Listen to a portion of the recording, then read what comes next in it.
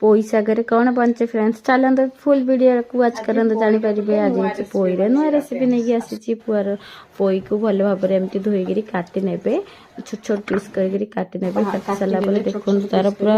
जी पानी थी बाहर पड़ो से पानी को बाहर कर सारा देखो गोटे बॉइल रे से पत्र को देदेवे पोई शाग पत्र को हल्का पियाज देदेवे ए अदा रसुण पेस्ट देदेवे मुझे सोरिष बटा नहीं आप अदा रसुण पेस्ट चाहिए नहीं पारे लंका पाउडर हल्दी पाउडर जीरा पाउडर कॉर्नफ्लोर टिके मैदा आउ टिके मसला सिक्रेट मसला ये सब को हल्का लुण स्वाद अनुसार देदेवे ताको देखो टावर एमती फैन बसईकि गरम हो सारापर मुझे टावर फ्राए कर देखते आप छाणिले भी हम ताको मुझे टावर ही फ्राए करे जेहेतु ऑयल खाइबापी बहुत पसंद करते धन से एमती ही करे छोट छोट पीस कर बसईदबा ताको देखो एपट सेपट सेपट एपट करके किस समय फ्राए करदे देखो फ्राए तो हो आसा पोई आमर देखो मुझे सब जाक दे जब भल लगे लाइक कमेंट शेयर सब्सक्राइब करदेवे फ्रेंड्स देखो